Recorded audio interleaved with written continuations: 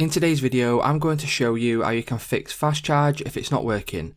So first of all, what you'll need to do is head over to settings. Once you click on settings, you will need to scroll down until you find your battery settings. So as you can see there, just in the middle of the page, there is an option for battery and device care. If you select battery and device care, you'll get an option for battery, storage, memory and device protection. The one we need in today's video is battery. Once you click on battery, you'll be on this page here, and you'll need to scroll down until you see more battery settings.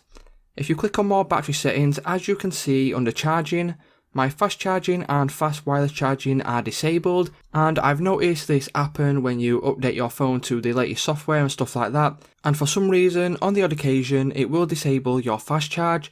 So all you need to do is just enable these again, but if this doesn't work, what you can do alternatively is restart your device altogether. What that should do is it should get rid of any bugs, and once your phone does come back on, it will be refreshed and then your fast charging should be working again. So if this video did work for you, please let me know in the comments down below, drop a like on the video, and I will see you in the next one.